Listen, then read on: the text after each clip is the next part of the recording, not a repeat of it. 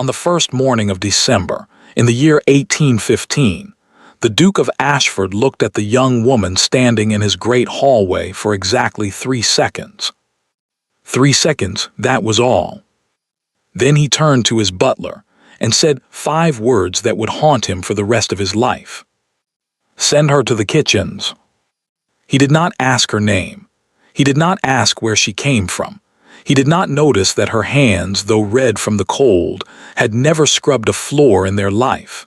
He did not see the way she looked at the portraits on his walls, not like a stranger, but like someone coming home. If he had asked her name, her real name, he would have fallen to his knees right there on the marble floor. Because the woman he sent down to scrub his pots and carry his coal was the one person in all of England who held his future in her hands, his house, his fortune, his family's honor, all of it rested on finding one missing woman. And he had just sent her to the kitchens. By spring, he would beg for that name. He would ride through the night for it. He would stand before a judge and fight for it. But on that cold December morning, the Duke of Ashford simply turned and walked away. This is the story of the greatest mistake he ever made, and the woman who let him make it. The carriage that brought her to Ashford Hall was not a fine one. It was a mail coach, crowded and cold, and she had ridden the last 4 miles sitting beside a crate of chickens. She stepped down at the gates just as the sun came up, carrying everything she owned in one small carpet bag. Her coat was plain brown wool. Her boots were borrowed. Her name, according to the letter of reference in her pocket, was Miss Bell. It was not her name, but it would have to do. She stood at the gates for a long moment and looked up at the house. Ashford Hall rose out of the morning mist like something from a dream, 3 floors of gray stone, 40 windows catching the pale winter light, chimneys reaching into the sky. It was beautiful. It was grand. And it was dying. She could see it even from the gates. The east wing had dark, empty windows. The gardens were overgrown. Half the chimneys had no smoke. A house this size should have had 50 servants. From the silence, she guessed there were fewer than 15. So it is true, she thought. He really is running out of time. She pulled her coat tighter and walked up the long drive, her borrowed boots crunching on the frost. The butler who opened the servant's door was a tall, tired man named Mr. Graves, and he looked at her letter of reference for a long while. "Miss Bell," he read, "kitchen maid and general help. You come from Yorkshire." "Yes, sir." "You're young for such a strong letter." "I work hard, sir." Mr. Graves looked at her over the top of the paper. Something in her voice had caught his ear. She spoke too well for a kitchen maid, each word clear and careful. But the house was desperate for hands. Winter was coming, and desperate houses do not ask many questions. "Very well," he said. "His Grace likes to see new staff before they begin. It is an old custom of the house. Wait in the front hall, stand by the wall, and do not speak unless spoken to." The front hall of Ashford Hall took her breath away, but not for the reason it took everyone's breath away. Other visitors saw the great marble staircase, the chandelier, the tall portraits in golden frames. She saw something else. She saw the empty spaces on the walls where paintings used to hang.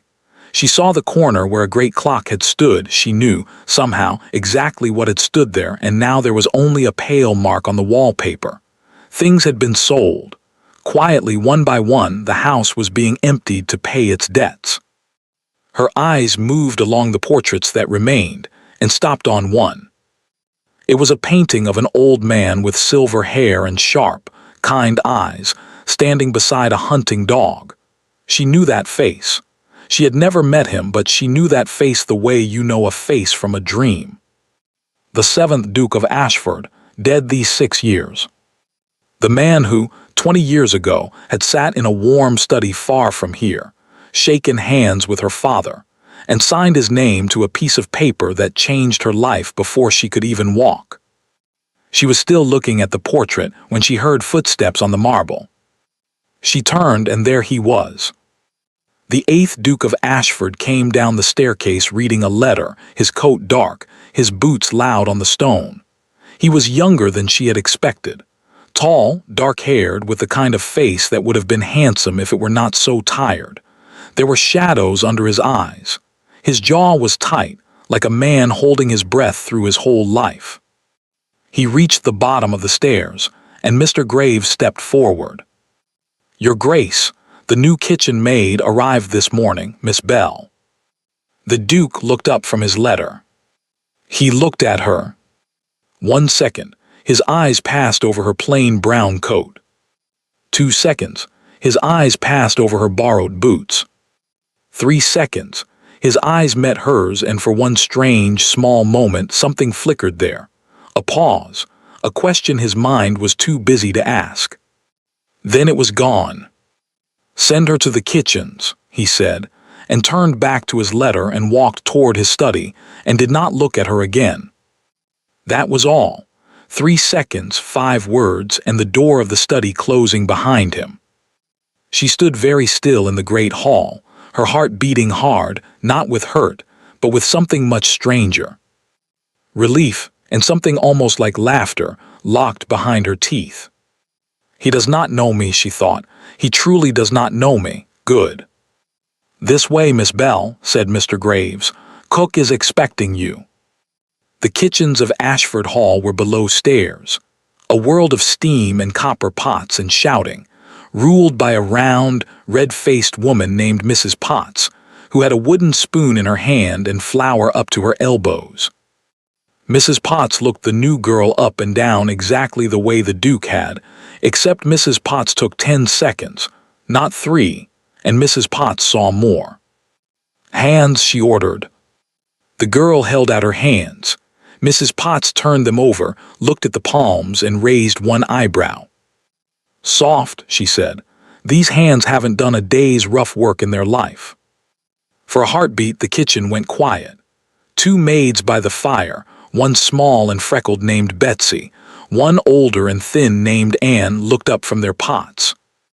"I learn quickly, ma'am," the girl said. Mrs. Potts stared at her a moment longer. Then she snorted, let go of her hands, and pointed the wooden spoon at a mountain of muddy pots by the stone sink. "You'd better," she said. "Start with those. And girl," she added, as the new maid rolled up her sleeves, "in this house we don't ask where a person comes from. Half of us are running from something. Just do your work and keep your head down, and you'll be one of us soon enough." "Yes, ma'am," said the girl quietly. "Thank you, ma'am." And so, on her first morning, the woman who was not Miss Bell stood at a stone sink in the basement of Ashford Hall, scrubbing the Duke's pots in water that turned her soft hands red. She did not complain, she did not cry. Because sewn into the lining of her skirt, where no one could see, there was a small flat bundle wrapped in oilcloth. Inside it were 3 things: a gold ring with a family seal, a christening paper with a name on it, her true name, and a small stack of old letters, tied with a faded blue ribbon, written many years ago in a child's careful hand. Letters that began, every one of them, with the same 3 words: "My dear friend." She scrubbed the pots until her arms ached, and she listened. A good servant is invisible, and invisible people hear everything. It was late in the afternoon, when she was carrying a tray of tea things up the back stairs, that she heard it. 2 men were talking in the corridor above the Duke, and another man, older, with the dry voice of a lawyer.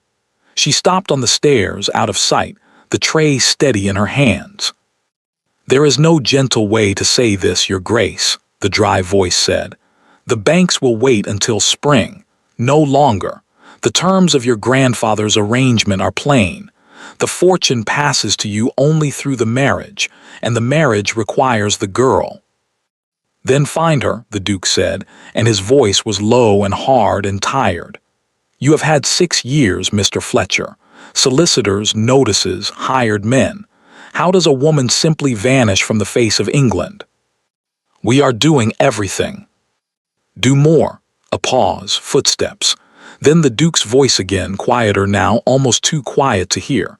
Everything my family has, everything my grandfather built, it all hangs on one name. I know, Your Grace. Then say it back to me, Fletcher, so I know you have not forgotten it. Who are we looking for? And the lawyer's dry voice answered, clear as a bell in the cold corridor.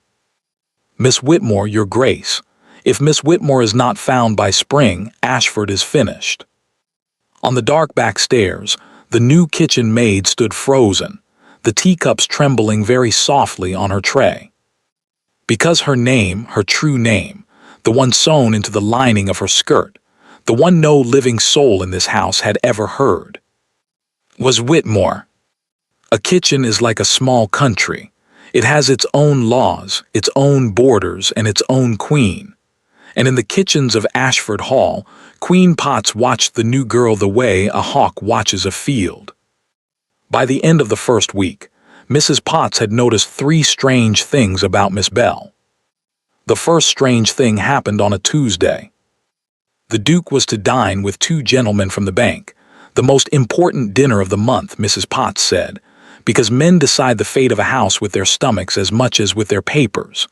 She was making a French sauce for the fish, the kind she had learned from a cook who had learned it from another cook, and somewhere along that road the recipe had gone wrong. The sauce broke.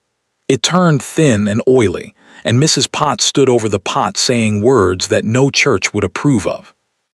"Ma'am," said a quiet voice at her elbow, "if I may." And before Mrs. Potts could answer, the new girl had taken a bowl, put in an egg yolk and a spoonful of cold water, and begun adding the broken sauce to it drop by drop, whisking all the while, her wrist turning fast and light. In 2 minutes the sauce came back together, smooth as silk and shining like gold. Mrs. Potts stared at the bowl, then she stared at the girl. "And where," she asked slowly, "does a kitchen maid from Yorkshire learn to rescue a French sauce?" The girl's eyes stayed down. "My old mistress had a French cook, ma'am. I watched." Said Mrs. Potts, "you watched." The second strange thing happened on the Thursday. Anne, the thin, quiet maid, had received a letter, and Anne could not read. Usually she waited for the vicar's wife on Sundays, but the letter had come with a black border around it, and a black border means death, and Anne stood in the corner of the kitchen holding it with shaking hands, afraid to know and afraid not to know. The new girl put down her scrubbing brush, dried her hands, and said gently, "Would you like me to read it to you?" She read the letter in a low, kind voice. It was Anne's brother. He had been ill, now he was gone, but he had died in his bed in peace with the parson beside him, and his last words had been of his sister.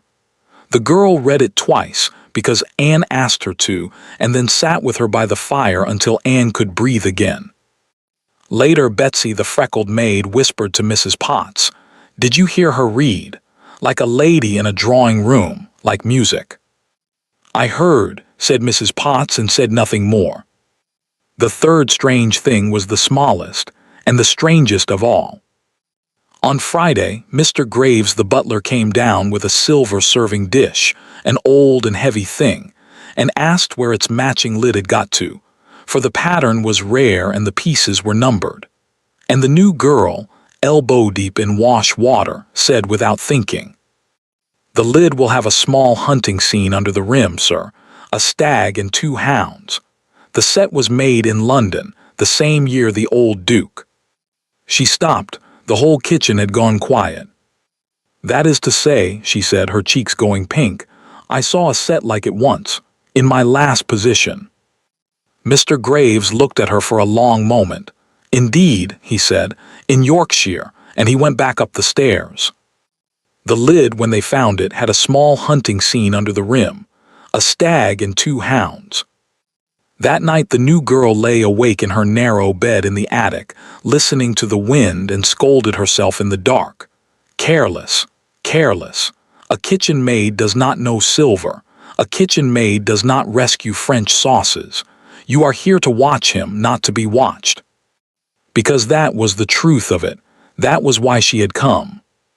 Somewhere in England there was a piece of paper with her name on it, and on that paper her father had promised her whole life to a man she had never met. And before she would let anyone put her hand into a stranger's hand, she had wanted one thing only: to see him. Not across a ballroom dressed up and lied to, where every man is charming for an evening. No, she wanted to see him as servants see him. In the morning when he was tired.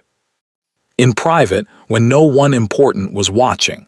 Because any man can be kind to a duchess. The truth of a man is how he treats the people who scrub his pots. So far, the truth of the Duke of Ashford was this: he was cold, he was silent, and he walked past his servants as if they were furniture. But furniture, she reminded herself, hears everything.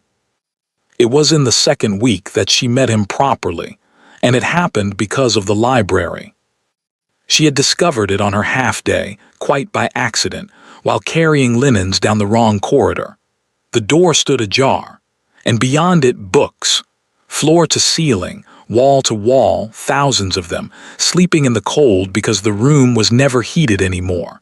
She had stood in the doorway with the linens in her arms and felt her heart ache like an old wound.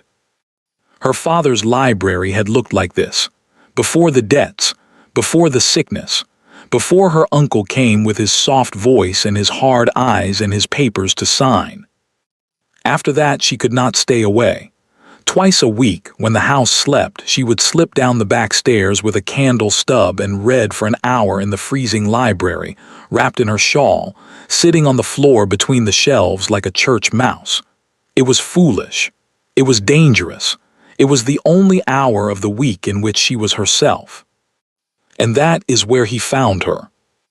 It was past midnight on a Sunday. She was deep in a book of poetry, so deep that she did not hear the door, did not hear the footsteps, heard nothing at all until a voice above her said, "That is a strange place to sit." She was on her feet in a heartbeat, the book pressed to her chest, the candle guttering. The Duke of Ashford stood 3 shelves away in his shirt sleeves, no coat, no cravat, a glass of something amber in one hand.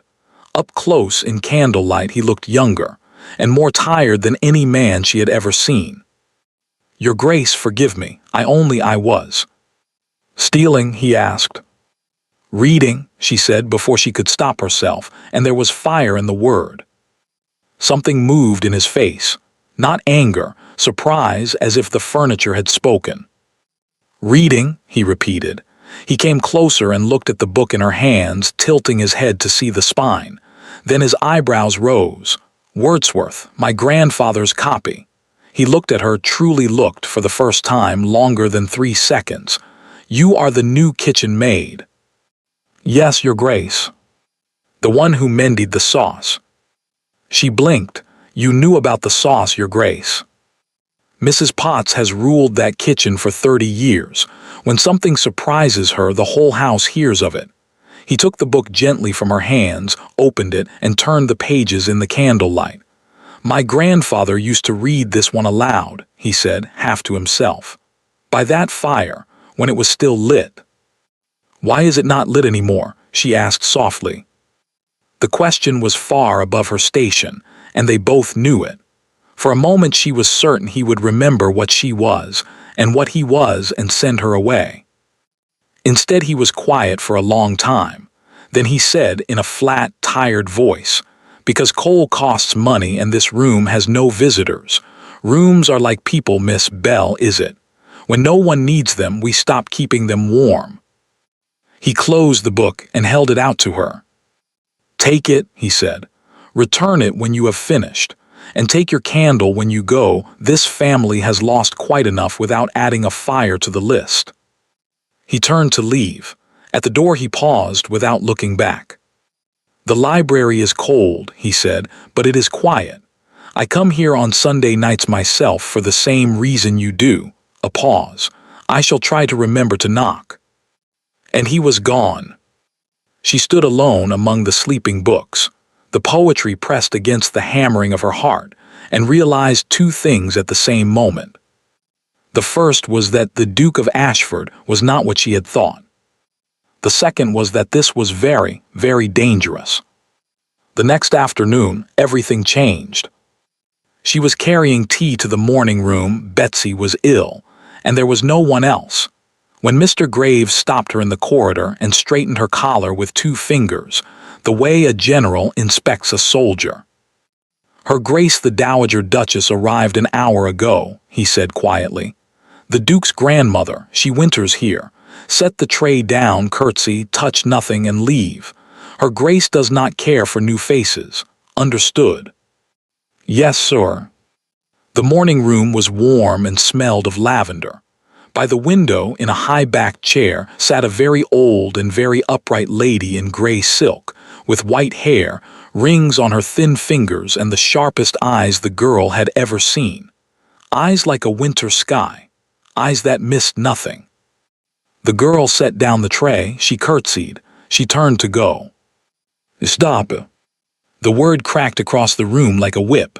The girl stopped. "Come here, child, into the light." Slowly, the girl came and stood in the pale winter light of the window. The old lady leaned forward in her chair. She looked at the girl's face the way scholars look at old manuscripts, line by line, feature by feature. Her eyes moved from the girl's brow to her eyes, to the particular line of her nose and chin, and as they moved, all the color drained slowly out of the old lady's face. The cup in her hand began to tremble. It rattled against the saucer once, twice, and then the saucer tipped, and the cup fell, and tea spread dark across the carpet, and neither of them moved to touch it.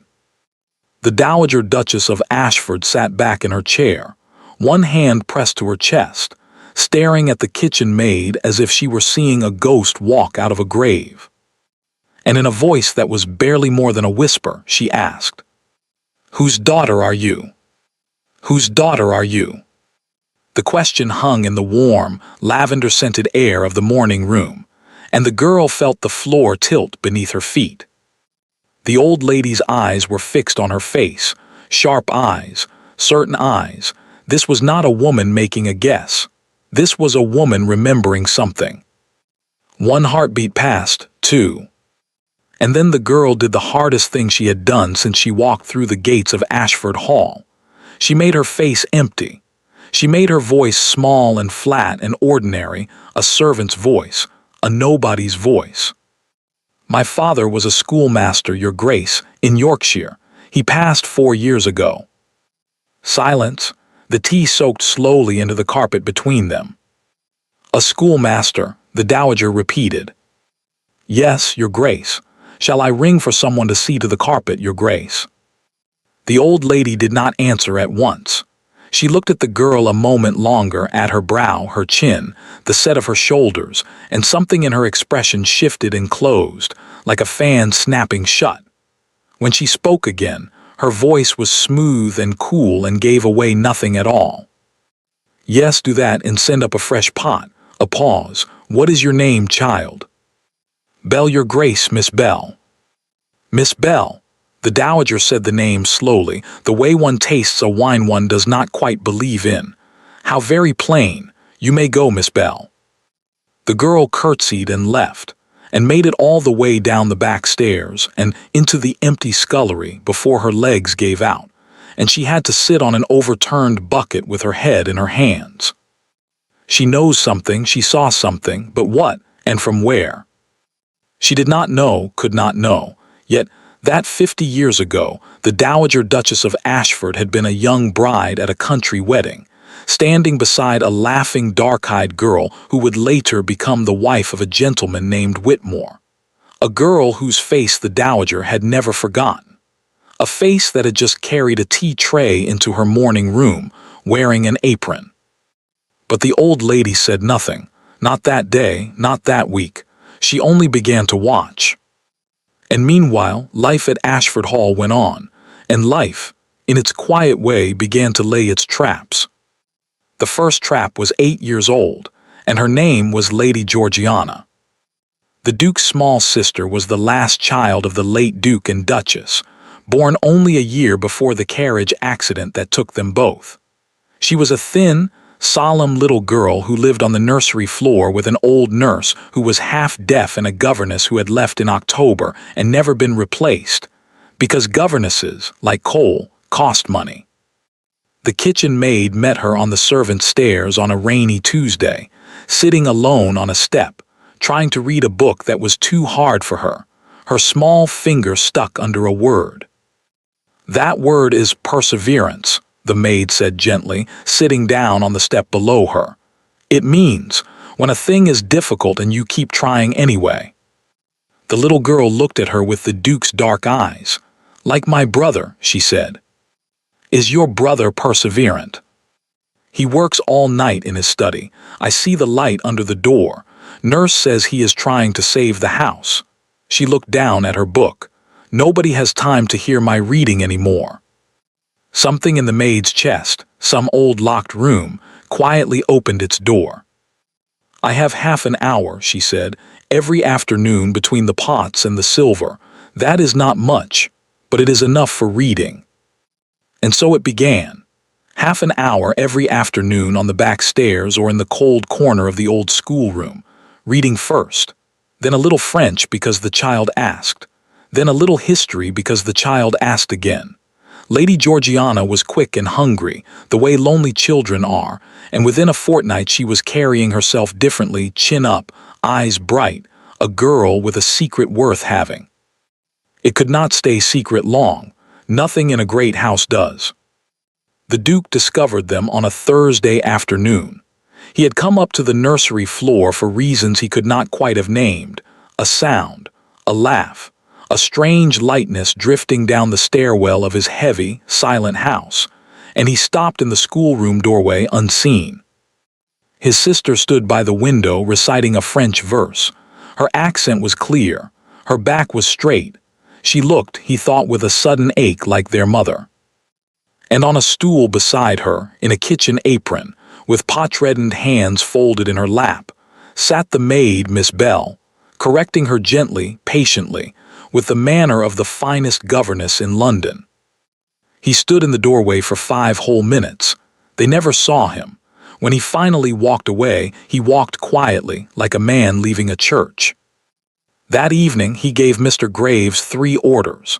The fire in the library was to be lit on Sundays. The kitchen maid, Miss Bell, was to be given an hour each afternoon for the instruction of Lady Georgiana, at no loss to her wages. And the old schoolroom was to be swept and its chimney cleared. "Very good, Your Grace," said Mr. Graves, whose face admitted nothing and whose heart was singing. After that everything shifted slowly, the way a season shifts. The Duke began appearing, never for long. He would pass the schoolroom and pause to hear Georgiana read. He would come to the library on Sunday nights and knock. He always knocked, and they would sit at opposite ends of the long table, 2 candles apart, reading in silence. And sometimes not in silence. Sometimes they argued about books, and the arguing became talking, and the talking became laughing. And the Duke's laugh, rusty from disuse, was a sound so rare that the first time Betsy heard it drifting down the corridor, she dropped a chamber stick. He told her casually in pieces, without ever meaning to, about his father's debts, his grandfather's dreams, the weight of a name. She told him carefully in pieces, without ever telling the truth about a father who loved books and died poor, and a house she could no longer return to. Only once did the ice crack open, and it frightened them both. It was a Sunday night in the library. He had gone quiet over an unopened letter from his lawyer, turning it in his hands, and finally he said, in a low voice, not looking at her, "Do you know what it is, Miss Bell, to have your whole life decided by a paper signed before you could speak?" Her heart stopped. For one wild moment she thought, he knows. "Your Grace." "There is a contract," he said, "an old one my grandfather's making. My family's fortune is tied to it, tied to a marriage arranged when I was a boy to a girl I met exactly once. She has been missing for 6 years, and so I sit here, master of a drowning house, waiting for a stranger to be found and save us both." He gave a short, bitter laugh and rubbed his eyes.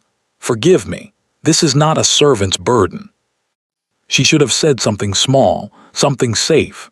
Instead, she heard herself ask very quietly, And if she is found, your grace, what then? Will you marry a stranger for a fortune?" He looked up at her across the two candles, and for a long moment he did not answer. When he did, his voice was strange. "A month ago I would have said yes without blinking. Duty is duty." He looked back down at the letter. "Now I find the question keeps me awake." Neither of them spoke again that night. But when she rose to go, he stood as well stood, as a gentleman stands for a lady, and caught himself halfway, and they both pretended it had not happened. She lay awake until dawn. "You met her more than once," she wanted to tell him. "You wrote to her. Do you not remember?" Because she remembered. She remembered being 7 years old in the garden of her father's house, when a solemn, dark-haired boy of 10 was brought to visit the old duke's grandson, and how they had been left to walk by the roses while the men talked inside. She remembered that they had written letters afterward for almost 2 years in careful children's handwriting. "My dear friend," silly letters. Letters about ponies and Latin and a dog named Hector. And then her mother died, and the letters stopped, and the world went dark and childhood ended. He had forgotten. Of course he had forgotten. It was a lifetime ago. She found out otherwise on a Wednesday. Mrs. Potts sent her up with the Duke's coffee. He had asked that it be brought to his study, and Betsy was ill again. The study door was open. The Duke had been called away to the stables, and the room stood empty, warm, and full of his presence. Maps, ledgers, a coat over a chair. She set down the tray, and as she turned, her eyes fell on the open drawer of his desk. She did not mean to look, she looked. Inside the drawer, on top of the papers, lay a small stack of old letters, tied with a faded green ribbon. The paper was yellowed. The handwriting was a child's, round, careful, laboring. She knew that handwriting the way she knew her own heartbeat. It was her own. He had kept them.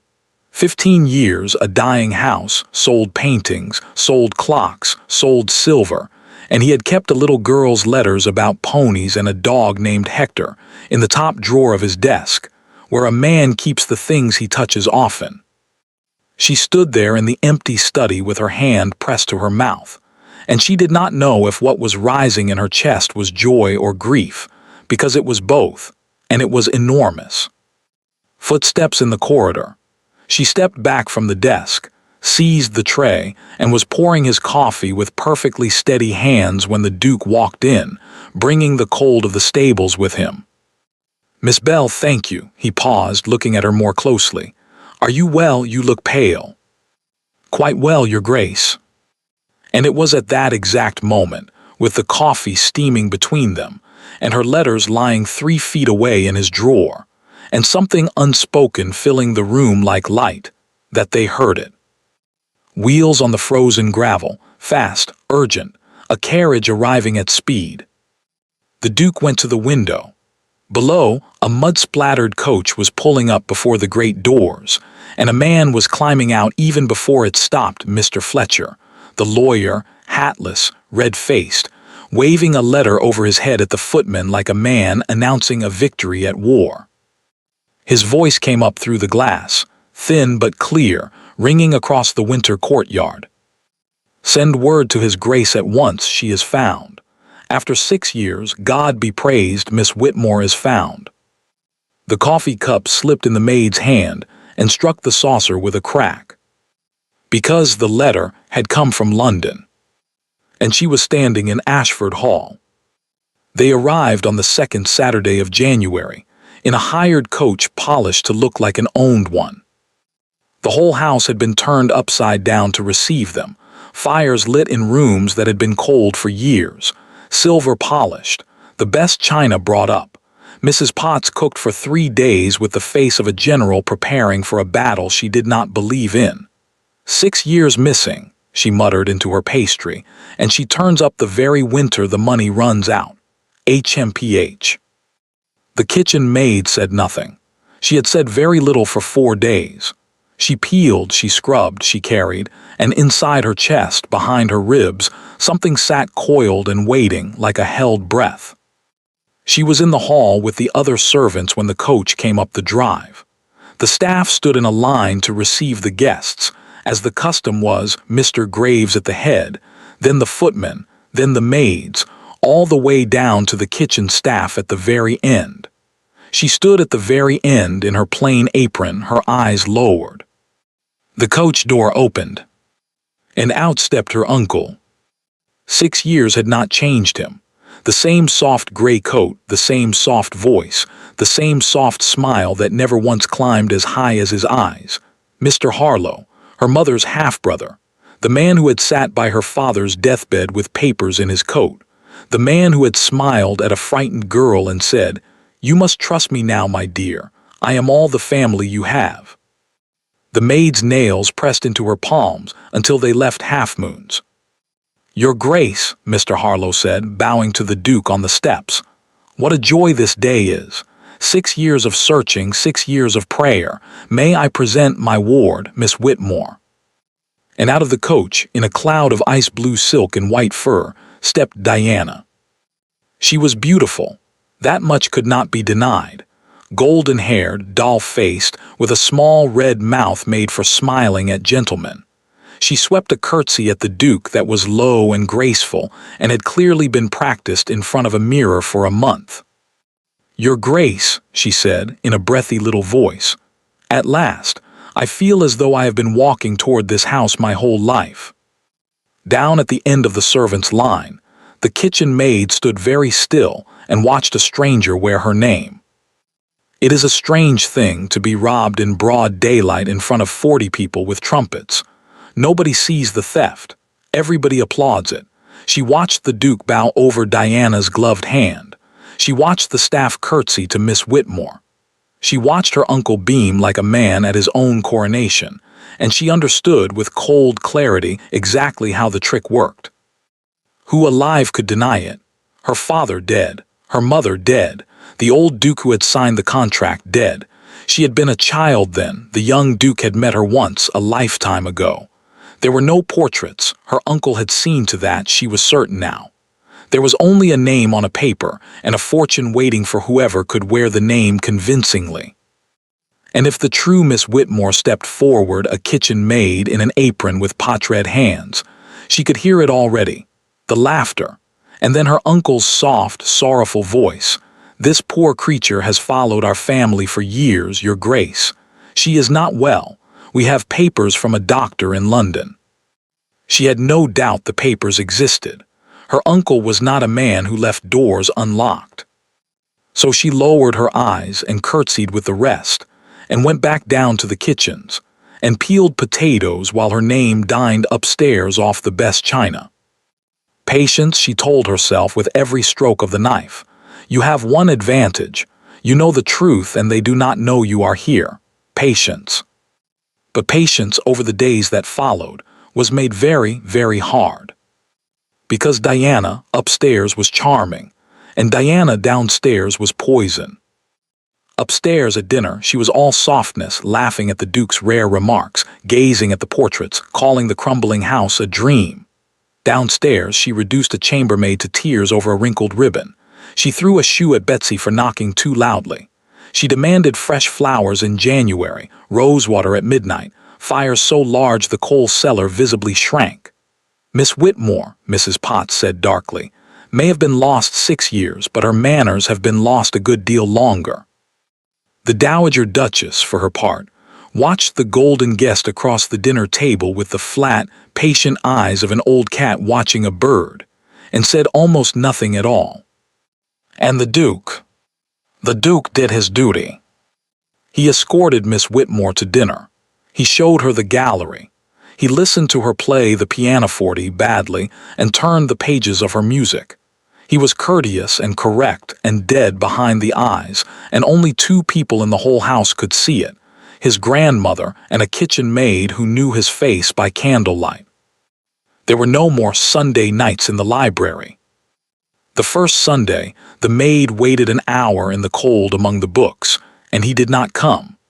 The second Sunday, she did not go, and passing the corridor with the linens on Monday, she met him coming the other way, and he stopped, and for a moment the old warmth rose in his face like light behind a curtain. And then he put it out, deliberately. She watched him do it. "Miss Bell," he said, with a small, formal nod, the nod one gives to furniture, and walked on.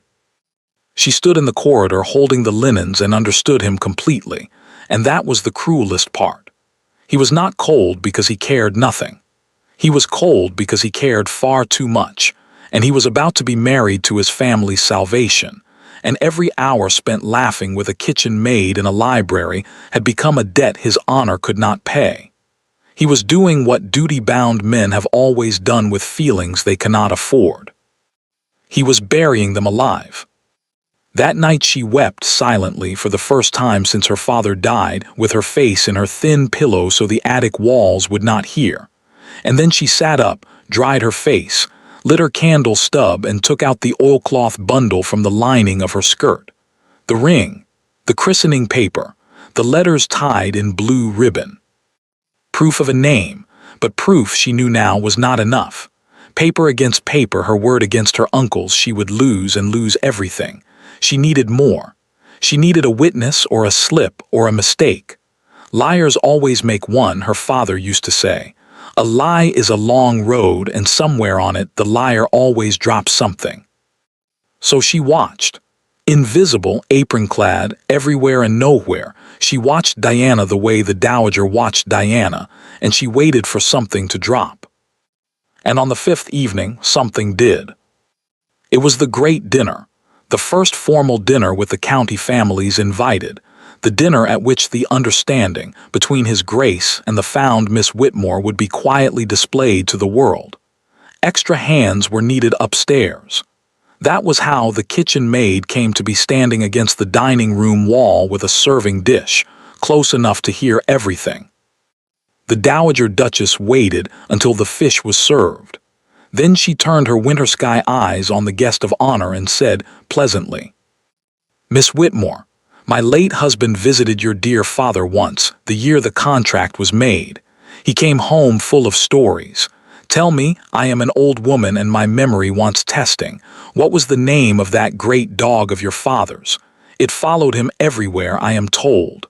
My husband spoke of it for years." The table went comfortably quiet, the way tables do for a charming story. Diana smiled her doll's smile. "Oh, dear old Rex, your grace, a great black hound. I cried for a week when he died." "Rex," the Dowager repeated. "Of course, Rex." And she smiled and turned the conversation gracefully to the weather, and the dinner flowed on, and no one at that glittering table noticed anything at all. No one except the maid against the wall, who had gone white to the lips and gripped her serving dish to keep it from shaking. The dog's name was Hector. Brown, not black. Enormous, gentle, mournful-eyed Hector, who had slept under her father's desk and eaten sugar from her hand, and appeared in half the letters now lying in the Duke's desk drawer.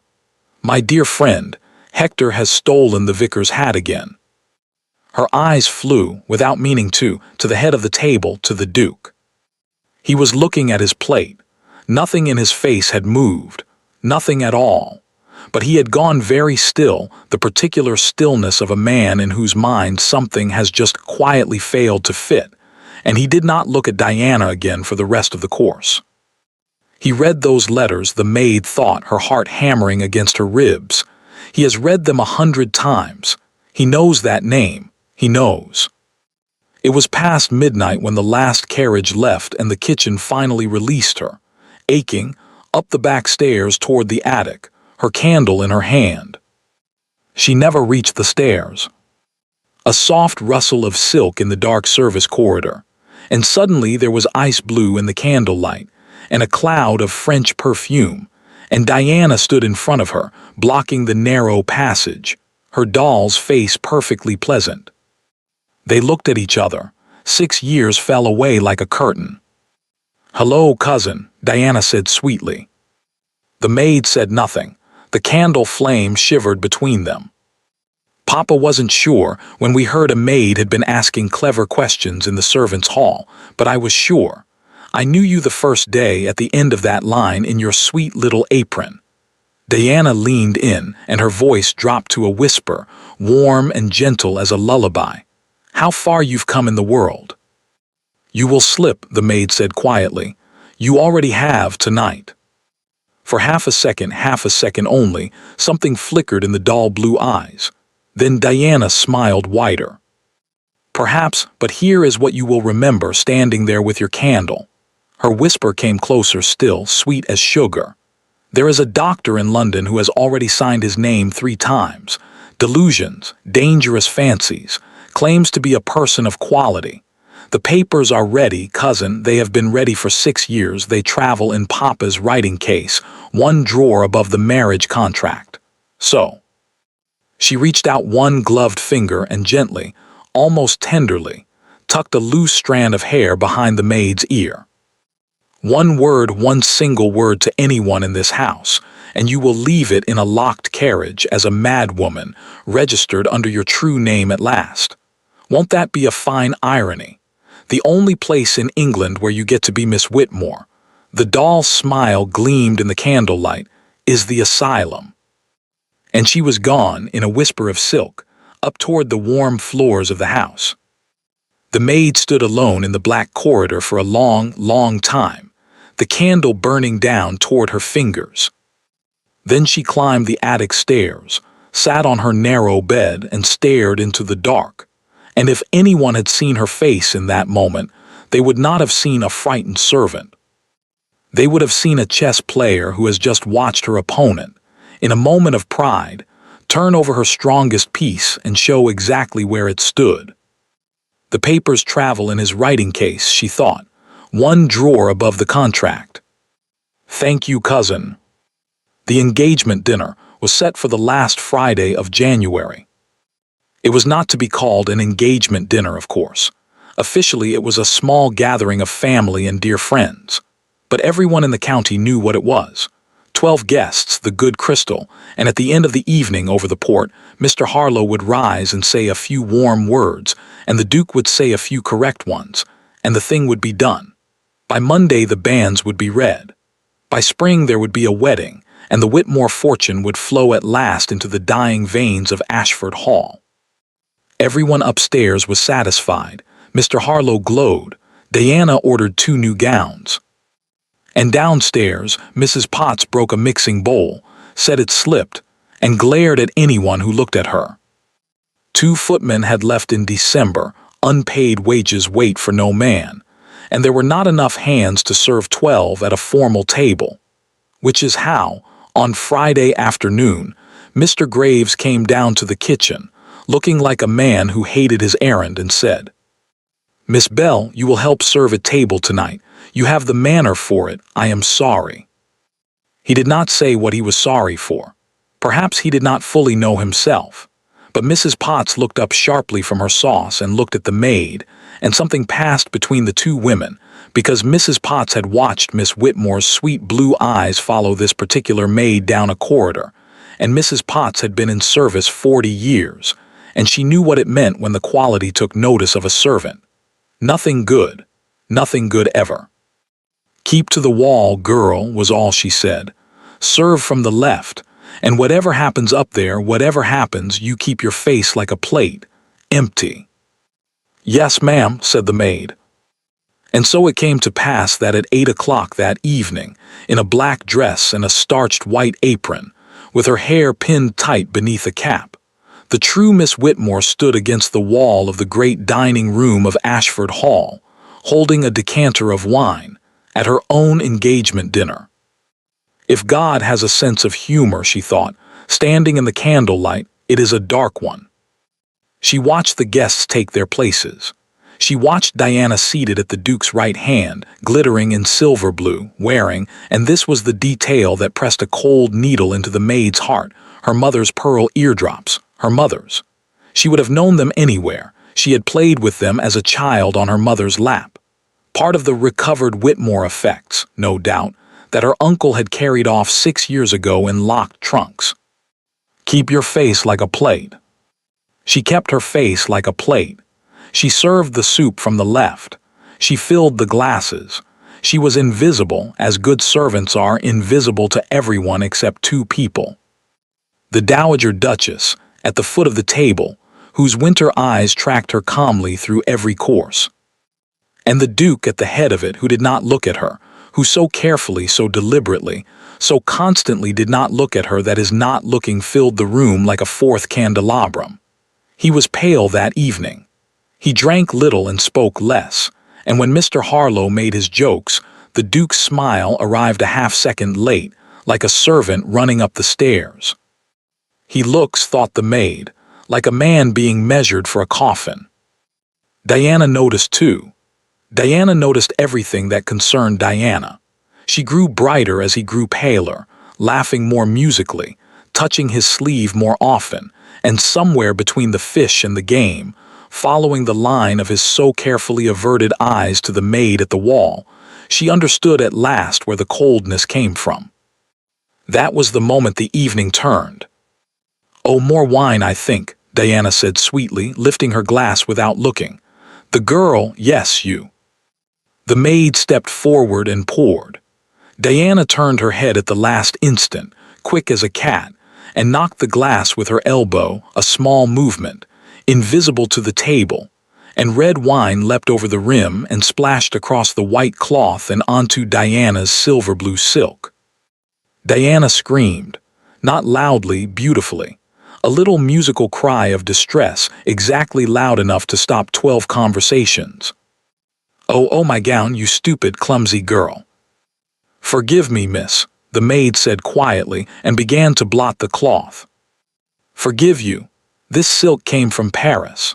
Are they all this hopeless in the country, or—" And here Diana's voice took on a new note, sweet and carrying, a note aimed like an arrow. "Perhaps His Grace's household simply cannot afford girls who know their work." Silence. 12 guests found their plates suddenly fascinating. It was the crudest thing anyone had said in that dining room in 100 years. A guest, mocking her host's poverty at his own table. Mr. Harlow shot his ward a warning glance. The dowager set down her fork with a small, precise click. The maid kept blotting the cloth. "Face like a plate, face like a plate." "It was my fault entirely, madam," she said in her low, clear voice. "The light caught the crystal and I misjudged. I ask your pardon."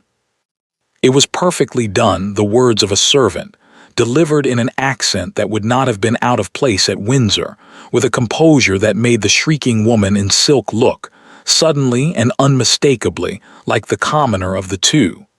Half the table felt it without knowing what they felt. The dowager felt it precisely and hid a smile in her napkin. Diana felt it too. Her doll face went tight.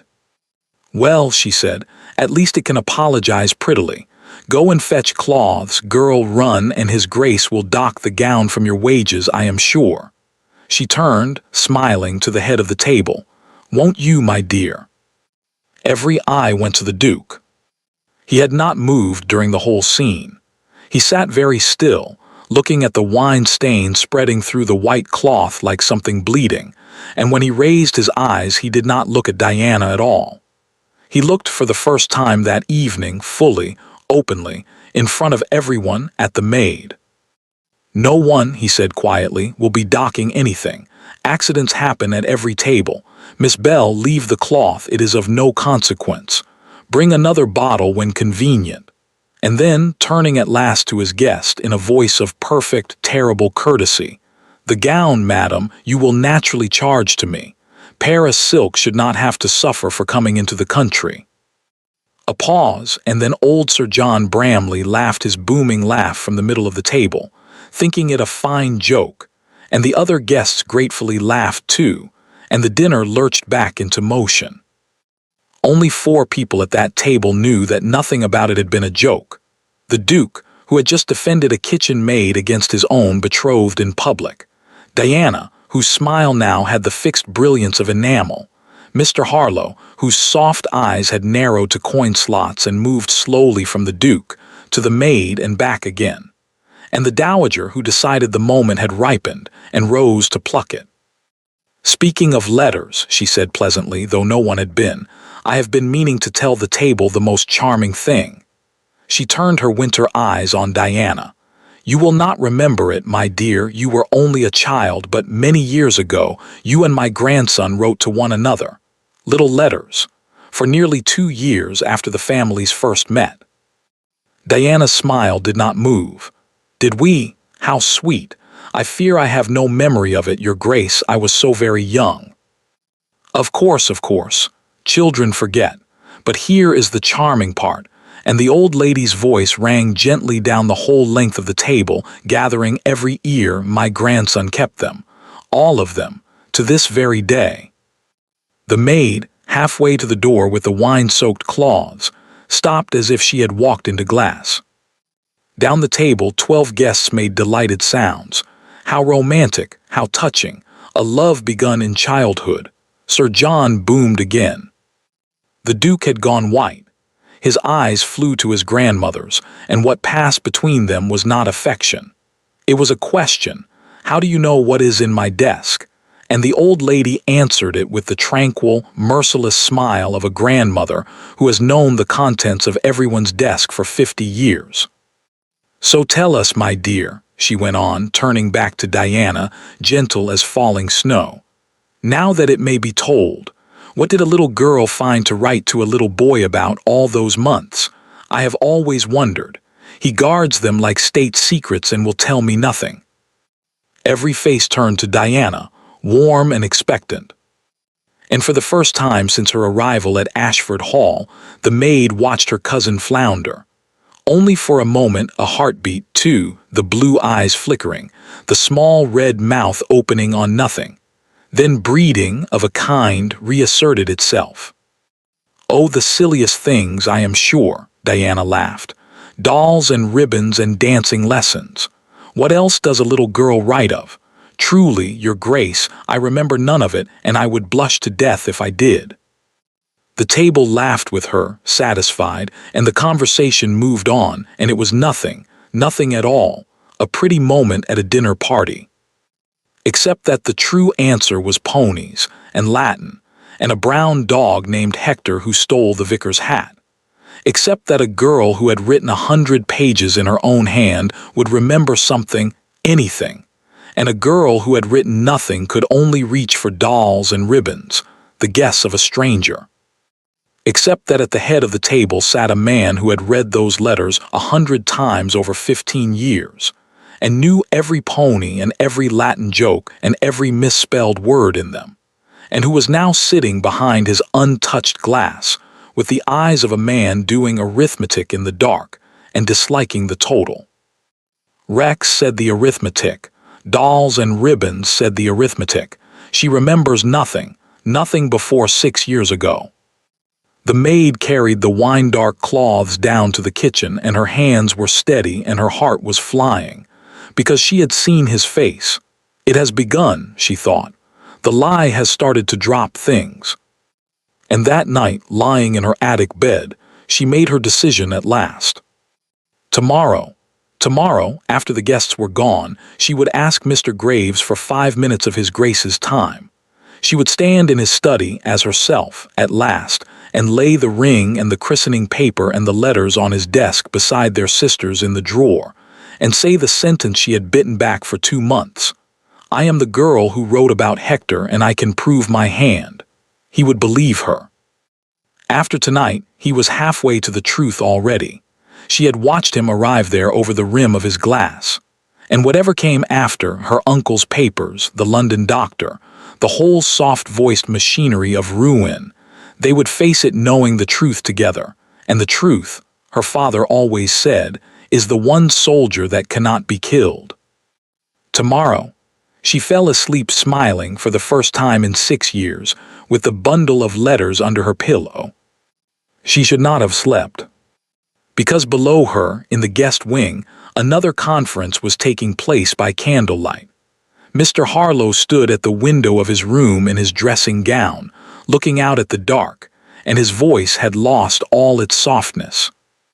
You saw him at dinner, defending her, and the old woman with her letters. She is hunting, Diana, do you understand? Hunting. Something has made them curious, and curiosity is the one thing we cannot survive. He turned from the window. The maid goes, tomorrow, not argued with, not frightened, removed. discredited so completely that nothing she says afterward to anyone will ever be believed. A madwoman's ravings from a magistrate's cell. The asylum papers, Diana began. Papers are for later. Tomorrow we need something simpler, something every judge in England understands without reading a word. He drew from his writing case a small object that caught the candlelight and turned it over in his soft fingers, thoughtfully, almost lovingly. It was a brooch, a spray of diamonds in old silver, unmistakable, famous in 3 counties, the Ashford diamonds, worn at dinner that very evening on the gray silk shoulder of the Dowager Duchess herself, and lifted from her dressing table by a bribed and terrified upstairs girl not 1 hour ago. A thief, said Mr. Harlow gently, is so very much easier than a madwoman. Nobody examines a thief story. Nobody compares a thief's handwriting. He wrapped the diamonds in a handkerchief, soft as a lullaby. See that it is in the bottom of her trunk before the house wakes, under the lining, deep. The candle guttered. Somewhere above them, under the eaves, the true Miss Whitmore slept smiling on her letters, 12 hours from telling the truth at last. She would never get the chance. The Dowager Duchess's diamonds were discovered to be missing at 8:30 in the morning, and by 9 o'clock the whole house knew it. It was Mr. Harlow, of course it was Mr. Harlow, who guided the storm. He happened to be in the breakfast room when the Dowager's maid came down white-faced with the news. He was so distressed. He was so helpful. It was he who said, with sorrowful reluctance, the words that pointed the house like a loaded pistol. Your Grace, forgive me, I hesitate to say it, but a piece of that value does not walk away on its own. And one hears such things of servants taken on without proper inquiry. Has anyone come to the house recently? The breakfast room went quiet. I would suggest, said Mr. Harlow gently, buttering his toast, that the servants' quarters be searched, for everyone's peace of mind. The innocent have nothing to fear from an open trunk. The Duke did not want it. That must be said plainly. He stood at the window with his back to the room and said that his staff had served the family for years, and he would not insult them over a mislaid brooch. But the Dowager's diamonds were not merely diamonds. They were the last great jewels of a stripped and mortgaged house. And Mr. Fletcher the lawyer was present, and the word insurance was spoken, and the word magistrate, and the machinery of the thing ground forward the way such machinery always does, with everyone regretting it and no one stopping it. At 10 o'clock, the servants of Ashford Hall were assembled in the back corridor, and Mr. Graves, with a face like a man at a funeral, went down the attic rooms one by one, opening trunks. The maid stood in the line between Betsy and Anne, and she knew. She knew before the search began. She had known, in truth, from the moment she heard the word brooch. The knowledge had dropped through her like a stone through still water, last night of all nights, the very night before I would have spoken. She looked down the corridor and found her uncle's soft eyes already resting on her, patient and kindly, and the last doubt died. There was nothing to be done. Running would only sign the confession for them. She stood still and waited, and inside her chest her heart beat strangely slow, the way hearts do when the wave is finally arriving that one has watched build for years. Whose trunk is this? Mr. Graves's voice from the doorway of the last attic room, her room. Mine, sir, she said clearly. They brought it out into the corridor. Small, brown, borrowed, everything she owned in the world. Mr. Graves knelt and opened it and moved aside the folded aprons, the spare dress, the Sunday shawl. Nothing. For one wild instant, hope. Then Mr. Harlow's gentle voice floated over the assembled heads. Under the lining, perhaps. I am told that is the usual place. Mr. Graves's hand stopped. He looked up not at Mr. Harlow but at the maid, and in the old butler's eyes there was something terrible, the dawning understanding of a decent man watching a trap close on someone else. Then he ran his fingers along the bottom seam of the trunk, and the lining came away, and in the candle-dim corridor there was a small, cold, many-pointed glitter. The Ashford diamonds. Someone gasped. Betsy began to cry. Anne clapped both hands over her mouth, and down the corridor came Mr. Harlow, shaking his silver head, sorrow itself. "Oh, my dear girl," he said softly. "Oh, what a wicked, wicked shame." What followed happened very fast, and yet she would remember every second of it for the rest of her life, the way one remembers a carriage accident, each instant separate, bright and slow. She remembered being brought down to the great hall, a footman at each elbow, though she walked quite calmly. She remembered the household gathering, the Duke coming out of his study with a paper still in his hand, the Dowager appearing at the head of the stairs, Diana drifting behind her in mourning silk with a face of lovely, dewy concern. She remembered the diamonds lying on the hall table between them all, glittering on Mr. Graves's handkerchief like a small frozen fire, and Mr. Fletcher saying the magistrate in the village had been sent for. And she remembered the exact moment her uncle stepped forward, peered into her face with a fine show of surprise, and gasped, good heavens above, your grace, I know this woman." Every head turned. "I could not think all this week why the face seemed familiar, the cap, the apron. One does not look at servants." He pressed his hand to his heart, a man overcome. "Your grace, this creature has haunted my family for years. She is the daughter of a bankrupt schoolmaster who once had dealings with my late brother-in-law's household. When the poor man died, the girl's wits went with him. She began to claim, you will scarcely believe it, she began to claim that she was my niece, that she was Miss Whitmore." He let the name ring in the stone hall. "We pitied her. God knows we pitied her. There are doctor's papers in my case this moment, signed in London, delusions, dangerous fancies, an unshakable belief that she is a person of quality. Twice we found her situations, twice she vanished. And now I find her here in this house of all houses, with a servant's name and your grace's diamonds in her trunk. And I ask you, your grace, I ask everyone present, is it any wonder? A woman who will steal a name, what is a brooch to her?" It was masterful. It was airtight. It was, the maid thought with the cold, floating clarity of the drowning, almost beautiful, because every true word she could say next had already been turned into a symptom. He had built the trap out of her own truth. The only door out of the room led straight into it. She said it anyway. What else was there? She lifted her chin and looked past her uncle, past the diamonds, at the Duke, only at the Duke, and said, in a voice that did not shake, "I am Miss Whitmore." For half a heartbeat the hall was silent. Then Diana laughed. It was a small laugh, silvery, instantly smothered behind her glove. "Oh, forgive me, it is not funny, the poor creature, but it did its work as it was made to do." Mr. Fletcher looked at his shoes. A footman smirked. The wave of it went round the hall, soft and dreadful, pity, embarrassment, the particular shuffling discomfort of sane people confronted with madness. The kitchen maid in the stained apron, standing between two footmen with red hands, claiming to be the lost heiress of the Whitmore fortune. Of course she was. "You see," murmured Mr. Harlow sadly, "you see how it takes her." "I can prove it." Her voice rose for the first time and cracked, and she hated it for cracking.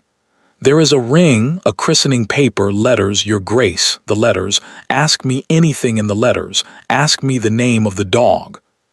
"She has been a fortnight in the house," said Diana gently, to no one and everyone. "A clever girl in service hears a great deal in a fortnight. Poor thing, she doesn't invent exactly, she collects." And that soft, reasonable, poisonous sentence was the sword through the last bridge. The maid saw it strike home, saw it in the faces around the hall, saw it, worst of all, strike the one face she was watching. Because the Duke had not spoken, not once through all of it. He stood by the study door with the forgotten paper crushed slowly in his fist, and he looked at her, and in his face there was no anger at all. That was the unbearable thing. Anger she could have fought. What was in his face was worse. It was a man watching arithmetic come out, a man before whom every warm, inexplicable, treasured thing of the past 2 months was reassembling itself into a single hideous new shape. The sauce no kitchen maid should know. The silver no kitchen maid should know. The bearing, the French, the Wordsworth, the questions about the contract, will you marry a stranger for a fortune, your grace? Every one of them, every single one, refitting itself before his eyes from miracle into method. She watched him do the sum. She watched him believe it. A collector, a clever girl in service. And I sat with her in my library and told her the sorrows of my house, and gave her my grandfather's book, and my sister, dear God, my sister. Your Grace, she said, only that. His name in her mouth for the last time and everything else in the world behind it. The Duke looked at her for one more second.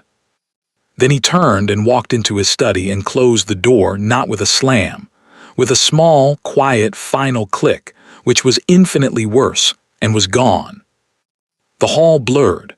She heard, as if from underwater, Mr. Fletcher saying that the storeroom by the still room had a stout lock, that the magistrate would come by evening or at first light. She heard her uncle murmur that he would naturally take charge of the poor creature's papers. She heard, sharp and sudden through the fog, another voice entirely. Shame on you. Shame on every one of you, that girl's no more a thief than I am, and I've half a mind. Mrs. Potts, red-faced and terrible, being gripped by the arm and hushed by 2 footmen, going down fighting like a ship of the line. And from the staircase, high and thin and heartbroken, a child's voice screaming her name, her false name, the only one the child knew, Miss Bell. Let her go, let her go, she's mine, she's my, before the old nurse gathered Lady Georgiana up and carried her, kicking, out of sight. The last thing the maid saw, as they walked her away down the stone passage, was the Dowager Duchess. The old lady had come all the way down the stairs and stood apart from everyone, very upright, very still, leaning on her stick, and she alone in that hall was not looking at the thief, or the diamonds, or the weeping child. She was looking, with narrowed winter eyes and her head tilted very slightly to one side, at Mr. Harlow. The way one looks at a card trick one has almost worked out. Then the passage turned, and the hall was gone. The storeroom was small and cold and smelled of apples and candle tallow.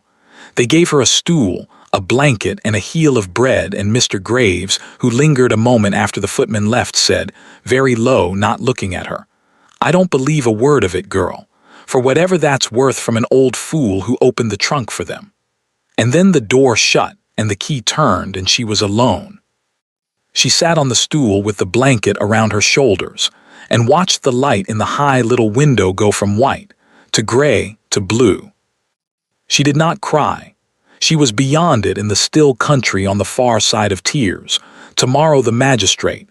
Then the papers from London, the soft voice explaining, the locked carriage going north, registered under her true name at last.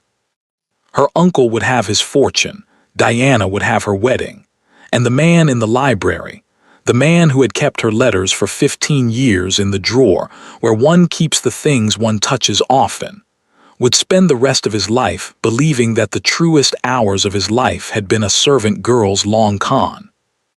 That, she found, was the only part she could not bear, not the asylum, that. The light in the little window died. The house above her went quiet, room by room, like a great animal settling. She must have slept, somehow, sitting up, because the sound of the key in the lock came to her out of a dream of her father's garden, and she was on her feet before she was awake, her heart slamming, thinking, the magistrate. So soon. So be it. The door opened. It was not the magistrate. Candlelight came first, then gray silk, then the slow tap of an ebony stick on the stone floor. The Dowager Duchess of Ashford stepped into the storeroom, alone at some black hour of the night, closed the door behind her, and stood regarding the prisoner for a long moment in the candle flame. The cap gone, the apron gone, the face bare and exhausted, and in that light, in that stillness, so like another face from 50 years ago that the old lady's breath audibly caught. Then she seated herself on the apple barrel as if it were a throne, set the candle down, and drew from her shawl 3 things, which she laid in a row upon the shelf: a sheet of paper, a traveling pen and ink, and an old letter, yellowed and soft with handling, tied about with a scrap of faded green ribbon. "They tell me," the dowager said, "that you collect other people's lives, child, that you hear a thing once and keep it. It may be so. It is a good trick, and I have seen it done." Her winter eyes did not blink. "But there is one thing on God's earth that cannot be collected, and cannot be counterfeited by any cleverness, and cannot be learned in a fortnight below stairs. And you and I are going to settle this matter here tonight between us, before any magistrate sets his boots in my grandson's hall." She pushed the blank paper across the shelf. She uncapped the ink. "Write something for me, child, in your own hand now." For a long moment, the prisoner and the old lady looked at each other across the candle flame. Then the girl stepped forward, took up the pen, and said quietly, "What shall I write, your grace?" "You shall take down what I read to you."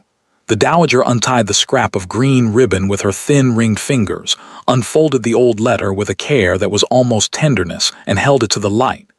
"This was written some 15 years ago by a girl of 8 to a boy of 10. My grandson has kept it in his desk drawer since before he could shave. I removed it this evening while the house was busy being stupid." She cleared her throat. "Ready, child? Then write. My dear friend, you will not believe what Hector has done now. He has stolen the vicar's hat a second time and buried it in Mama's roses, and Papa laughed so hard at dinner that he could not say grace." The pen moved. The only sounds in the storeroom were the small scratch of the nib, and once, very briefly, a sound from the girl that was not quite a sob and was strangled before it could become one. Because to write those words was to stand for a moment in her father's dining room with the candles lit and everyone still alive. She finished. She laid down the pen. The dowager took the fresh page in one hand and the old letter in the other, and held them side by side in the candlelight. Silence. A long silence, while an old woman's eyes went back and forth between a letter written by a laughing child in a warm house and a page written by an exhausted young woman on an apple barrel in a lockroom. And found, in the bones of the letters, in the impatient crossing of the T's, in the particular little flourish where the Y's went below the line, in the whole living fingerprint of a human hand, one person. The Dowager Duchess of Ashford lowered the pages, and when she spoke, her dry, commanding voice had gone suddenly old and thin and not commanding at all. "I danced at your mother's wedding," she said. "I stood beside her when she married your father, 50 years after I first shared a schoolroom bench with her own mama. You have her face, child. I saw it the first day you carried in my tea, and I dropped the cup, and I told myself I was an old fool seeing ghosts." She folded the 2 pages together, very slowly as if they might break. "I am many things, but I have never once in my life been a fool. I ought to have trusted my own eyes a month ago and spared you all of this. Forgive an old woman." And then the true Miss Whitmore, who had not wept when they found the diamonds, nor when the hall laughed at her name, nor when the study door clicked shut, put her face into her pot's-card hands and cried at last, and the Dowager Duchess of Ashford, who had not embraced anyone since the old Duke's funeral, rose from her apple barrel, gathered the kitchen maid into her gray silk arms, and held her like a granddaughter while she shook. "There," the old lady murmured to the crown of her bowed head. "There, weep it out and be done, for we have work to do, you and I, and no time at all to do it in." She drew back, gripped the girl's shoulders, and the winter came back into her eyes like a sword coming out of its sheath. "Now, show me what you carry, all of it. I saw your hand go to your skirt twice tonight. A duchess sees everything, child. It is the whole of the profession."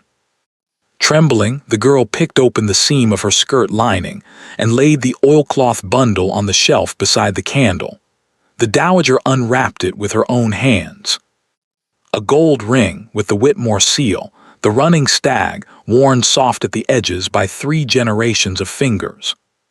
A christening paper from a Sussex parish, the ink faded to brown, recording the baptism of one daughter, lawfully born, with her true name written out fair and full. And a small stack of letters in a boy's stiff, careful hand, tied with a scrap of faded blue ribbon. My dear friend. Hector sounds a splendid fellow. Grandpapa says I may have a pony at Michaelmas, and I mean to call him Caesar, though Grandpapa says that is a great deal of name for a very small horse. The dowager looked at the blue ribbon for a long moment. Then she looked at the folded green one. He kept hers. She kept his. 15 years. And she said something under her breath that no one would have believed of a duchess, and it was not a prayer. Very well. She was all winter again, all command, stacking the proofs together with quick hands. Here is what happens now, and you will not argue. At first light I rouse my grandson, and Fletcher, useless creature, but the law is the law, and he knows where it keeps its teeth. You will stay behind this door, with the blanket and your patience, because the safest place for you tonight is exactly where that soft-voiced serpent believes he has put you. By tomorrow's dinner, child, you will sit at my right hand at my own table, in your mother's pearls, under your own name, and I will personally watch that painted doll curtsy to you on her way out of this house. And then, if there is any justice under heaven, I intend to enjoy myself for the first time in 6 years. She took up her candle and her stick, and rapped once on the door for the trusted footman she had posted, and turned back a last time in the doorway, a small, iron, gray silk figure with a flame in her hand. "Sleep if you can," she said. "You are safe now. Nothing more can happen before morning." She was wrong. She was wrong by 3 hours. Because Mr. Harlow had not survived 30 years of soft-voiced villainy by sleeping soundly on his winnings. He had seen the dowager's eyes on him in the hall. He had noted the letters at the dinner, the handwriting hunt, the old woman's questions running closer and closer to the bone, and a man who lives by traps knows above all things the smell of one closing on himself. At 2 in the morning, while the dowager was still dictating about Hector and the vicar's hat, a quiet knock had come at Mr. Fletcher's bedroom door, and Mr. Harlow, sorrowful, reasonable, thinking only of the family's good name, had explained to the sleep-fuddled lawyer that the kindest course, truly the only Christian course, was to spare his grace the horror of a public assize. No village magistrate, no gaping crowd. He would convey the poor mad creature away himself, at first light, quietly, in his own carriage, to those in London best fitted to care for her. The doctor's papers were all in order. Surely Mr. Fletcher could see it was best. Surely his grace need not even be woken. And Mr. Fletcher, tired, frightened of scandal, a small man shown a smooth road, had seen that it was best.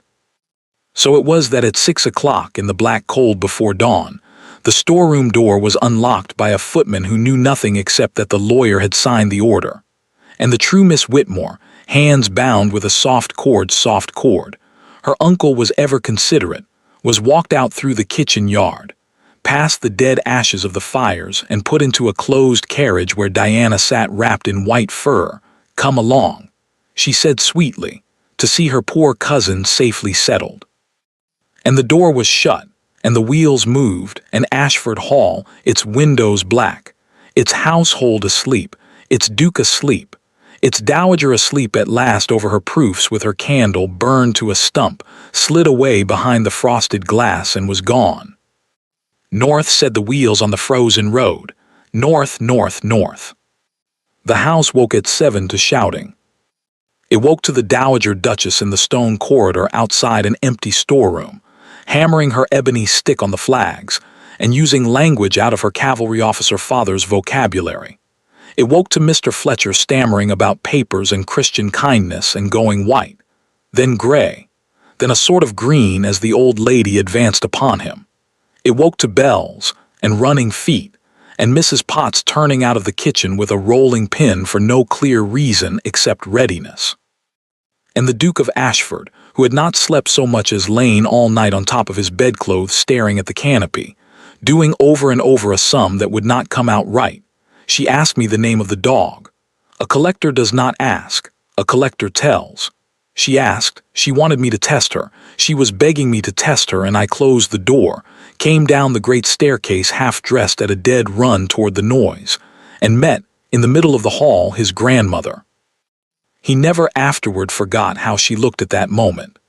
81 years old in yesterday's gowns, gray hair undone down her back like a girl's, both hands full of papers, and her eyes were the eyes of the portrait of his grandfather, the 7th Duke, going to war.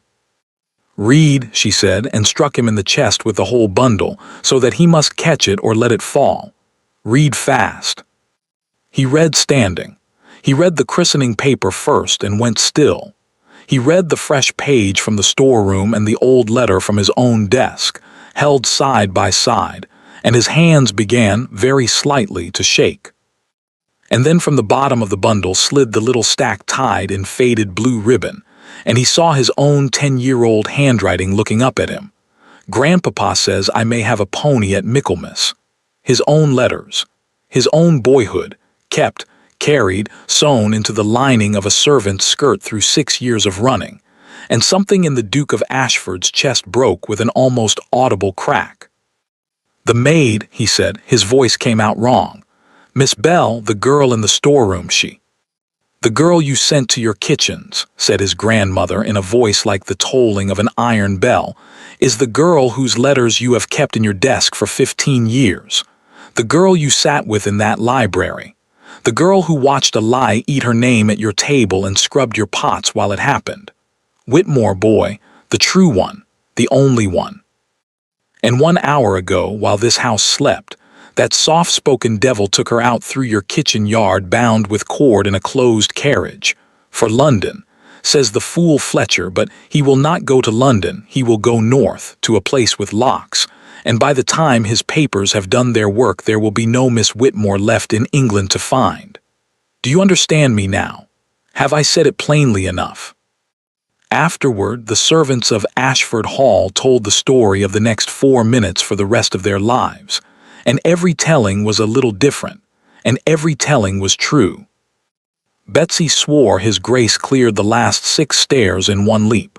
Mr. Graves maintained with dignity that his grace merely descended very fast, shouting for Turk, the big gray hunter, to be saddled and to hell with the saddle if it took above a minute.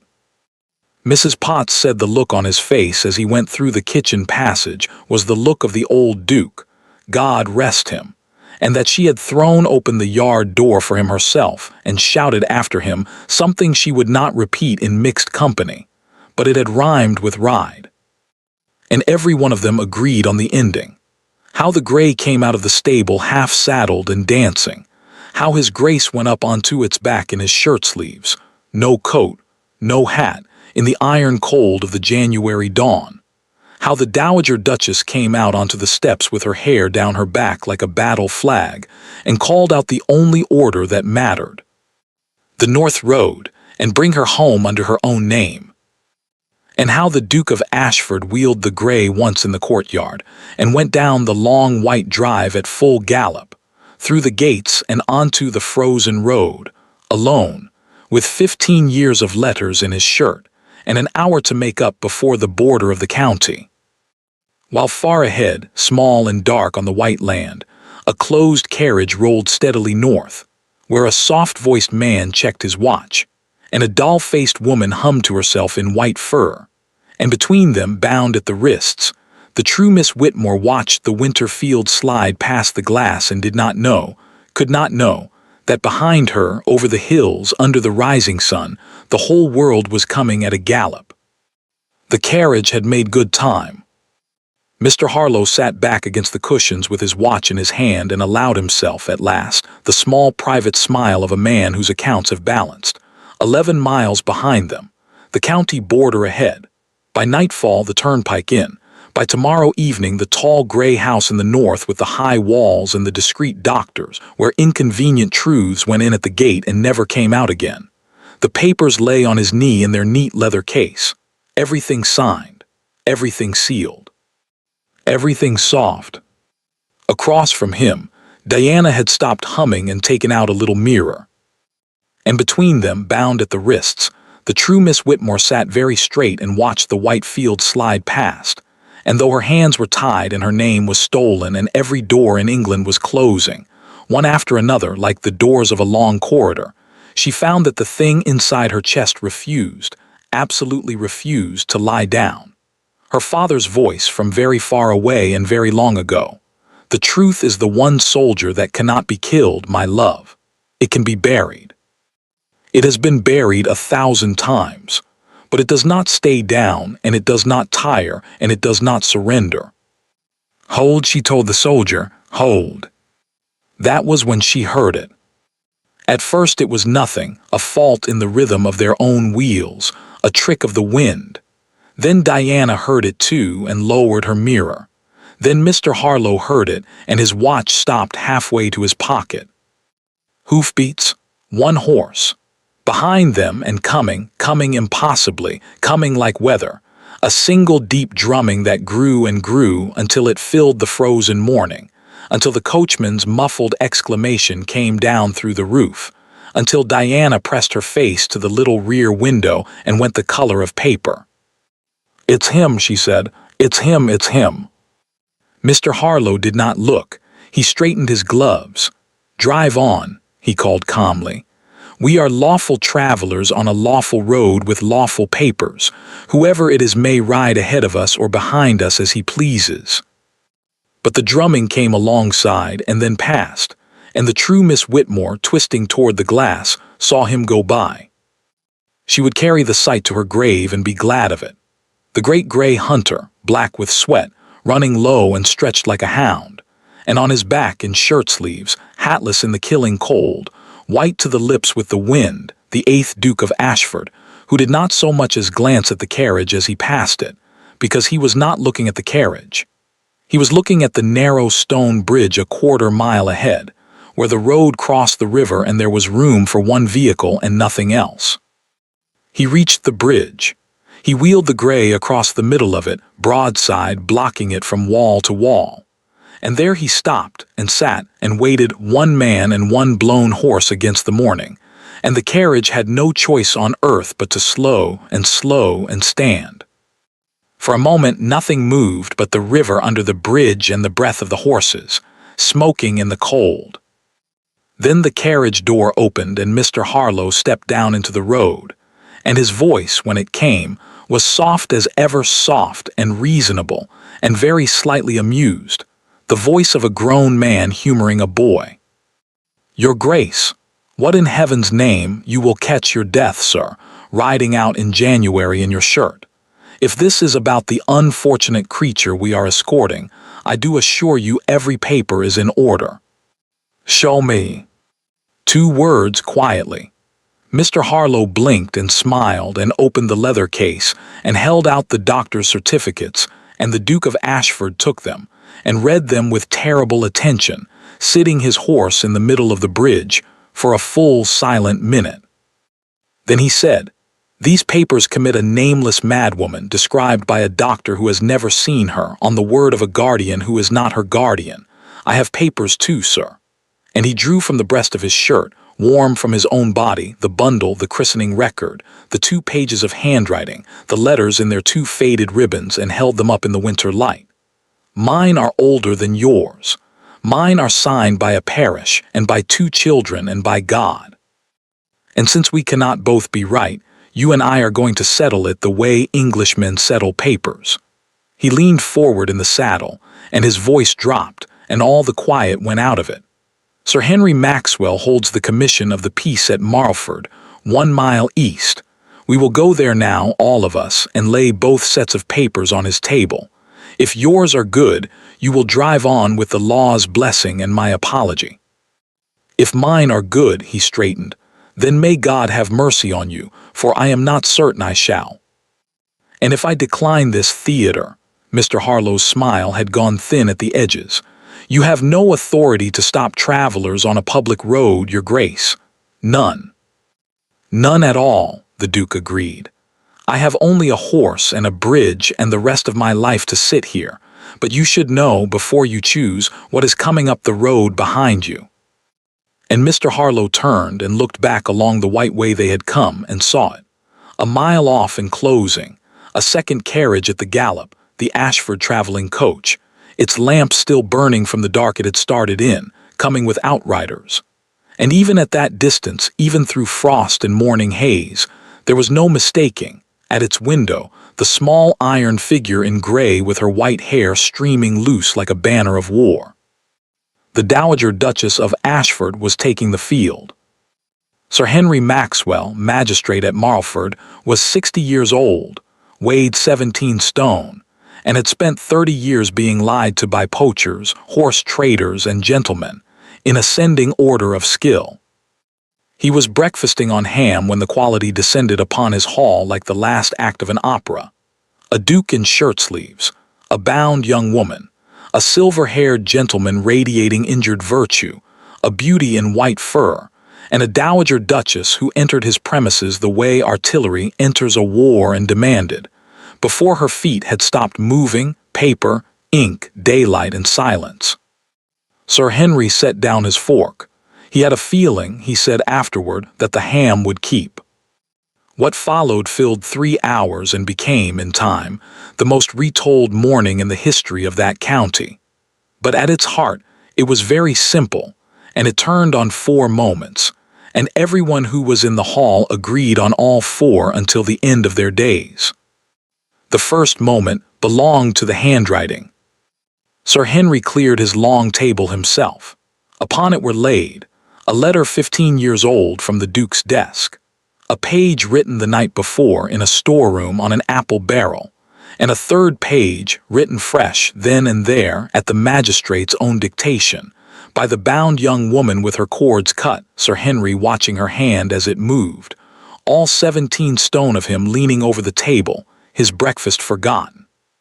He straightened at last, looked from page to page to page, and delivered the first verdict of the day in the flat voice of a man stating the color of the sky. Same hand, a child's hand and a woman's hand, but the same hand, or I have never seen ink. Well, that wants explaining. The second moment belonged to an old woman nobody had summoned. She had come, in fact, on the dowager's coach, picked up at the crossroads 2 miles back, where she had been walking, since the mail dropped her at dawn. A small, round, weeping, furious old countrywoman with a carpet bag, who had nursed a certain baby girl in Sussex 23 years ago, and hidden that girl in her own cottage 6 years ago when the soft-voiced gentleman came collecting, and put her on the coach north with every shilling she had. And who, 3 days past, opening a borrowed newspaper, had found the engagement announced of Miss Whitmore, spinster, of London to his Grace the Duke of Ashford, and had known upon the instant, known in her old bones, that the devil was eating the child's name in public, and had started for Ashford that same hour.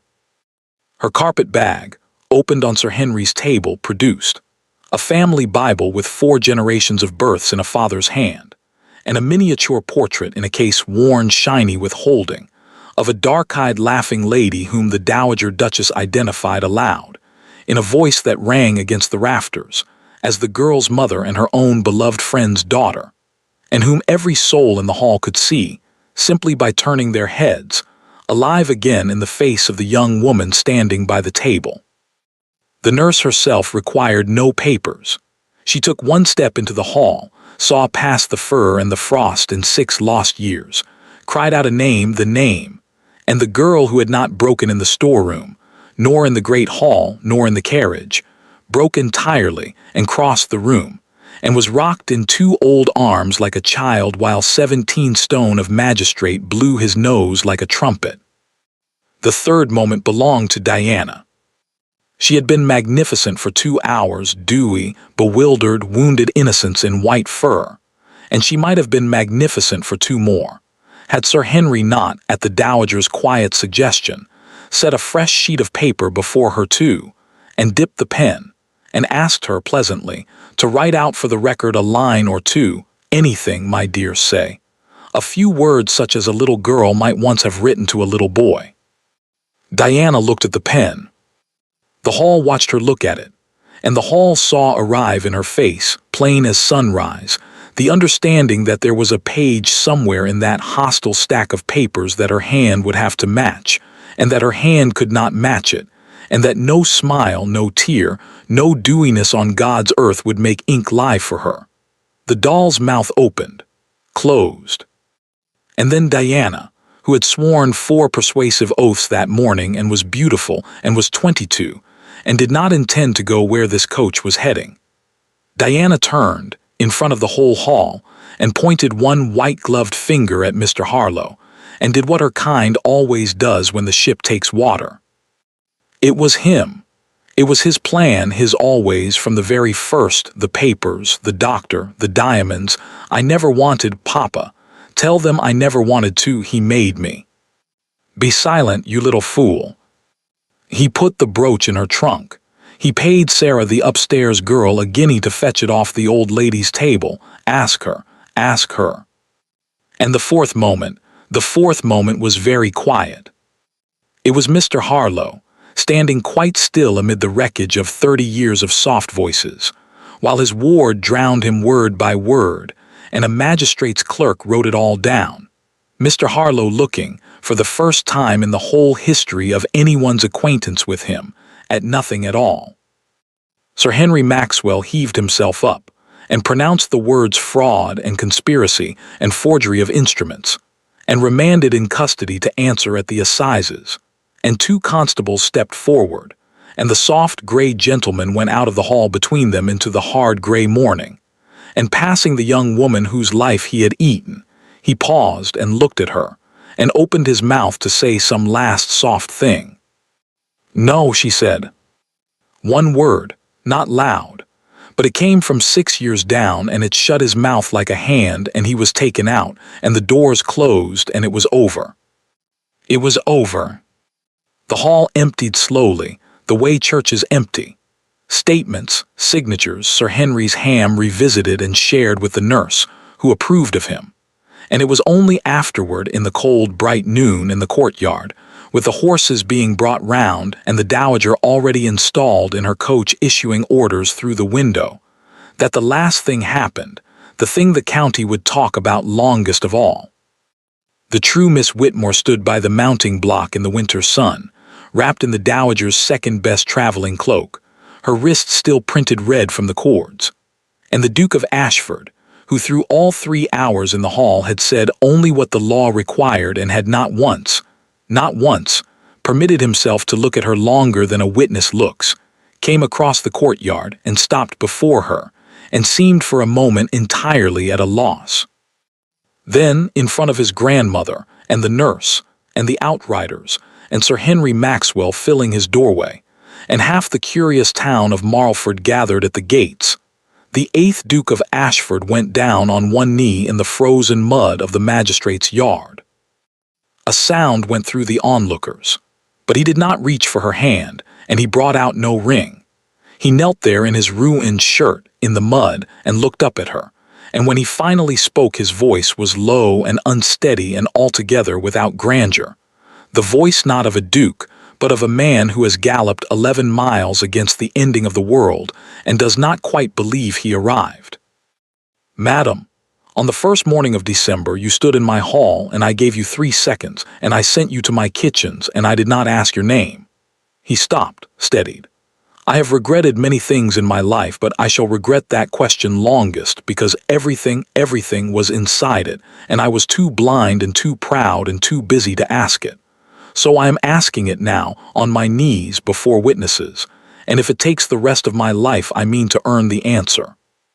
He drew one breath. Will you forgive me my question, madam? What is your name? The courtyard held its breath.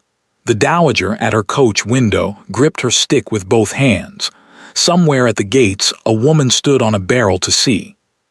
And the young woman in the borrowed cloak looked down at him for a long, long moment at the mud on his knee, and the wind-scoured face, and the corner of a faded blue ribbon showing at the open collar of his shirt, over his heart, where her letters were, and those nearest swore afterward that what came into her face first was not triumph, and was not tears, but something very like the beginning of a smile she was trying and failing to hold back.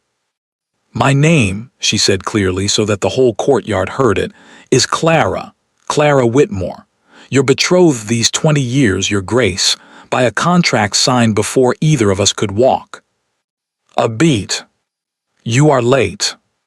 And the Duke of Ashford, kneeling in the mud, began helplessly to laugh and stood and caught both her cord-marked hands and pressed them to his mouth. And the courtyard erupted, and Sir Henry boomed, and the nurse wept into her carpet bag, and the Dowager Duchess of Ashford sat back inside her coach at last, closed her eyes, and said to the empty seat across from her, in deep and perfect satisfaction, "Rex, honestly."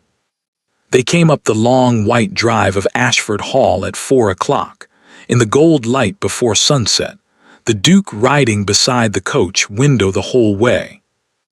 The household was drawn up on the steps before the doors, every soul of it footmen and still-room girls, Mr. Graves at their head with his face fighting for its professional life, Mrs. Potts beside him in a fresh apron, openly and unashamedly crying, and on the top step, jumping, waving, entirely beyond anyone's control, one small girl in her best dress. The coach stopped. The Duke himself opened the door and handed her down. And as Clara Whitmore set her foot on the steps of Ashford Hall, through whose servant's entrance she had come, one December morning, with a carpet bag and a borrowed name, Mr. Graves stepped forward, and bowed to her more deeply than anyone present had ever seen him bow, and said, in a voice that carried clear across the courtyard and down all the years to come, "Welcome home, Miss Whitmore." 1 year later, snow fell on Ashford Hall on Christmas morning, soft and thick and unhurried, and every chimney of the great house, every single one, was smoking. That was the first thing travelers on the North Road noticed now and remarked upon in the inns, how the old place had come alive again. Lights in the east wing, glass in every window, the gardens dug and ordered under the snow, sleeping properly, like gardens with a future. The Whitmore fortune had flowed into the dying house exactly as the old Duke had dreamed it would, 20 years ago, over a handshake and a signature. Though not even that wise old man, people said, could have dreamed the road it took to arrive. The wedding had been at the end of April when the roses came in. They had wanted it small. The county had not permitted it, and so half of England, it seemed, had crowded the little parish church to watch the Duke of Ashford marry a woman the whole country now knew by heart, for the story had escaped, of course, as such stories do. It had run through the newspapers all spring like fire through dry grass. The kitchen maid Duchess, the cheaper papers called her, and meant it half as scandal. Within a month, the same words had somehow turned entirely into a title of honor, and were being embroidered on cushions. Mr. Harlow had not attended the wedding. Mr. Harlow, by April, was aboard a convict transport, having been convicted at the winter assizes of forgery and conspiracy on evidence so complete that his own barrister was seen shaking his head at it, the chief witness for the Crown being a young lady in white fur who wept beautifully, testified devastatingly, and left afterward for the Continent, where she was said to have married an elderly Bavarian count within the year. The Dowager, hearing this at breakfast, remarked only that Bavaria had her sympathies. Sarah, the upstairs girl who had taken the guinea, had been kept on. That had been the new Duchess's first act in her new house, before her wedding trip, before anything. She had gone down and found the girl, 17 and terrified and packing her box, and had sat with her half an hour alone. And at the end of it Sarah stayed, because, said the Duchess, she knew a little something herself about what fear does, and about deserving a second chance at one's own name. Sarah would have walked into fire for her after that. So, if truth were told, would the entire household. And on this snowy Christmas morning, 1 year and some weeks after a mail coach had set down a young woman with a carpet bag at the gates, the Duchess of Ashford could be found, precisely where anyone in the house would have told you to look for her. In the kitchen, kneading bread. It was her habit, and by now her law.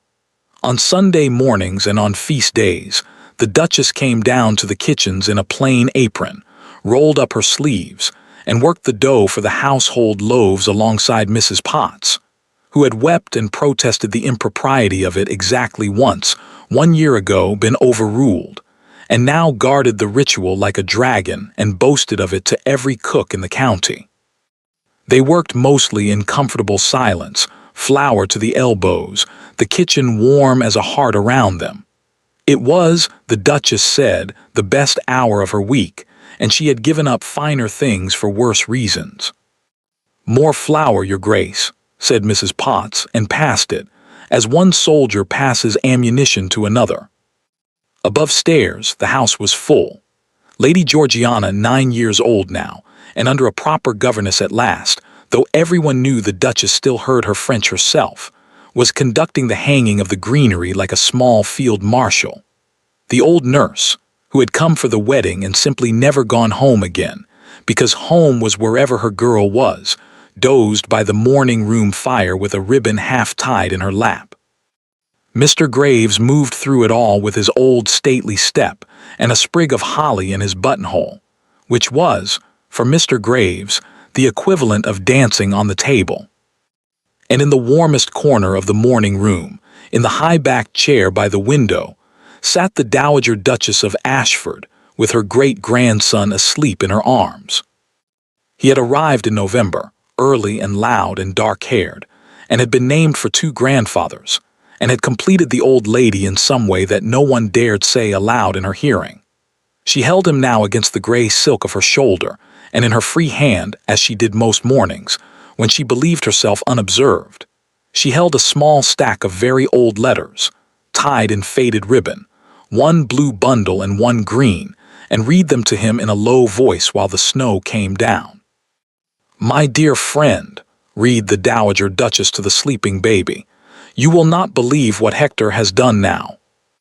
It was at about 11 o'clock that the pony cart came up the drive through the snow, and delivered to the servants' entrance a new scullery maid. She was 14, and she came from the village, and she stood in the passage by the kitchen stairs dripping and trembling, clutching a bundle, entirely certain she was about to be sent away for arriving wet. She had heard the great house was kind. She had also heard it was a palace, and that the master was a duke, and dukes, her mother said, were to be feared like weather. And it was her particular fortune, the kind of fortune that makes a story to tell one's grandchildren, that the first person to come upon her standing there was the Duke of Ashford himself, crossing from his study with his arms full of parcels for the tree. The child froze, curtsied so low she nearly sat on the flagstones, fixed her eyes on his boots and waited for judgment. The Duke stopped. He looked down at the small, drenched creature by his kitchen stairs, new and cold and frightened, and carrying everything she owned in one bundle, and something crossed his face, some old December morning, some marble hall, some 3 seconds he had spent the past year of his life repairing. He set his parcels on the stair. And then the Duke of Ashford, to the eternal astonishment of the pony cart driver watching through the door, crouched down on his heels before the scullery maid, so that his eyes were level with hers, and smiled, and asked her, before anything else, before her business, before her references, before all the world, "What is your name, child?" "Mary, Your Grace, Mary Hobbs." "Mary Hobbs." He said it carefully, completely, the way one handles something that matters. "Welcome to Ashford, Mary Hobbs. You are wet through, go down to the kitchen, and tell them the Duke said you were to have a place by the fire and something hot before anyone puts you to work. And Mary," he collected his parcels and rose, and the smile went all the way to his eyes, "mind the lady kneading the bread down there. She was new here herself once. She turned out rather well." They tell the story still in that county, in the village, in the inns on the North Road, at the kitchen fire of the great house itself, where Mrs. Potts's successors have handed it down with the recipe for the Sunday loaves. They tell about the 3 seconds, and the shaved truth of it grows or shrinks with the teller. They tell about the bridge, and the handwriting, and the old lady with her hair down like a battle flag.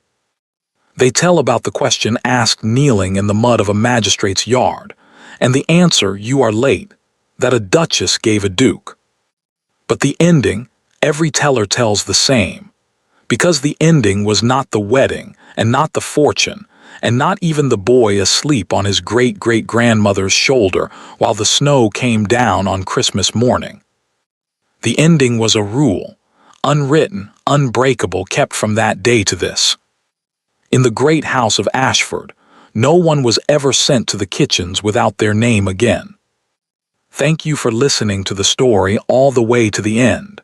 Please tell us which city you're watching from and what the story made you feel. Don't forget to subscribe so you won't miss new stories.